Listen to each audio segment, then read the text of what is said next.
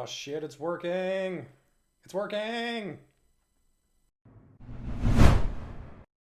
So I've had this pet peeve for a long time. You know when there's text that's been redacted in like a report or image or whatever, and they do this sort of effect to it? This is super bad. It's not a secure way to redact information. It's just begging to have your redacted data leaked somehow. There's a few ways you typically see this effect. There's blurring, swirling, and very commonly, pixelation. We've always had a hard policy at Bishop Fox to only ever use black bars fully covering the sensitive data as a redaction technique. But I'm sick of seeing pixelated text out there on the internet. I'm going to make a program that can unredact pixelated text and finally, I hope, put an end to this practice once and for all. So to make things more interesting, about a year ago, this company called JumpSec looked into this exact problem and found there's a tool called dpix that does more or less this. It depixelates pixelated text. And found that it works better in theory than in practice and couldn't get it to actually work on some text that wasn't already part of its test images. And so at the end, they issued this challenge to the internet to be able to depixelate this text that you're seeing right here. And if there's one thing I like, it's a challenge. So challenge accepted. For our attack, I'm going to assume that the attacker knows the following information. A, the font of the redacted text. B, the font size of the redacted text. And C, that it's of text to begin with. I think this is pretty reasonable since you usually see redactions in documents with other text that you can read. You almost never see redacted text on its own with no other reference. And this holds true for our challenge text here with some reference text you can see right above it. So we can discover the font size and the font itself. Okay, so first we have to understand how pixelation works under the hood. It's not that hard. What it does is take the image of your text and break it down into an n by n grid. The algorithm then just goes through each of these blocks and assigns it a color value equal to the average of all the pixels in that block. That's pretty simple, right? So how can we go about undoing this process and getting the redacted text underneath? We can't simply undo this process since information is lost along the way. For a given block, the pixels could originally have been in any number of original configurations. So at a really high level, what UnRedacter is going to do is it's going to guess a letter, right? Like take the letter A here. It's going to render it to headless Chrome, and then it's going to do the pixelization process on that letter, right? And then we can just compare our guessed image with a given pixelation against the reference image, the challenge text, and then just do an image comparison to see how close or far away they are, right? And that can have a kind of a fuzzy threshold to it. So we don't need to get it exact. We just need to get it within a certain threshold, basically. That way we can try the letter A, see how well it did, try the letter B, see how well it did, and keep going and going and going, right? So the first thing we need to do is guess the X and Y offsets of the image. You see, when you pixelate something, there's 2 degrees of freedom that I haven't mentioned yet.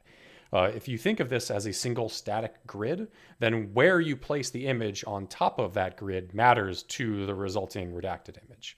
In GIMP, when you pixelate something, it even gives you that option to specify that offset. You can see that right here. But even though you can modify the offsets, the actual value in terms of when we're going to be brute forcing it is mostly random, determined by where you happen to initially click when selecting this bounding box. So we're going to have to guess this. The process of guessing this offset is actually very similar to guessing any other letter. We just need to enumerate every possible offset. So we just go offset 0, 0, try all the letters. Offset 0, 1, try all the letters. And see if anything comes back with a successful match. If there's any good matches for any of the letters, then we save that offset as a possible good match here. And then come back to them later to try. So for our challenge text, we see that offset 1, 3 comes up as a good hit. The letter H is a very good strong hit for that first letter, and also offset 1, 4. You'll notice that 1, 3 and 1, 4 are kind of nearby each other, and that's not by accident.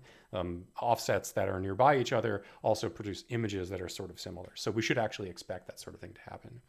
Let's take another closer look at the challenge text from JumpSec. If you look at it really closely here, you'd see that it has a bunch of color in it. What gives? Why has it got color in it? Shouldn't this be black and white text? The answer is that I'm not really completely sure why this happens sometimes and why it doesn't. It has to do with the rasterizing of when it's actually rendered to a screen. You can see here, like if you zoom way in on some text that I took from inside of Notepad, that you get the same sort of effect.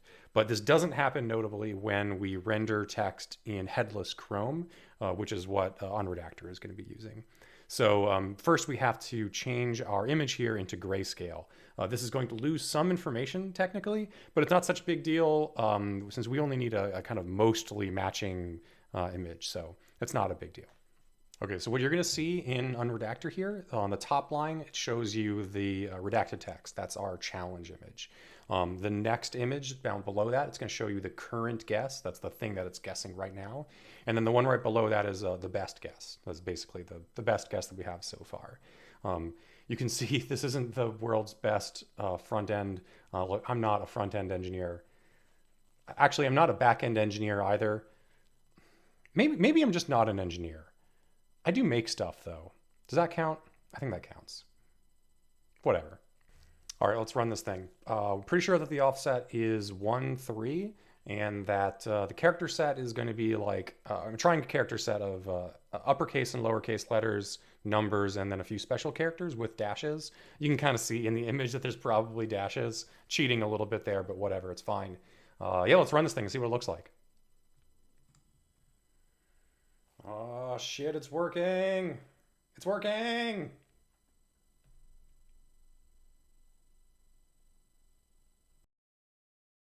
This is really cool, but I kind of wish it said like, remember to drink your Ovaltine or something. Check out how close we got. This top image is the challenge image, the original one, and on the bottom is the guest image that UnRedacter created. They're like basically identical. That's kind of cool.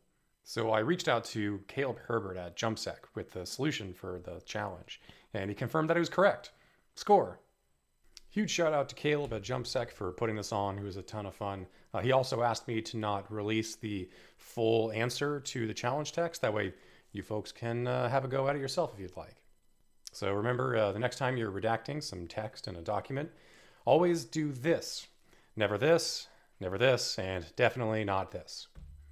Thanks a lot.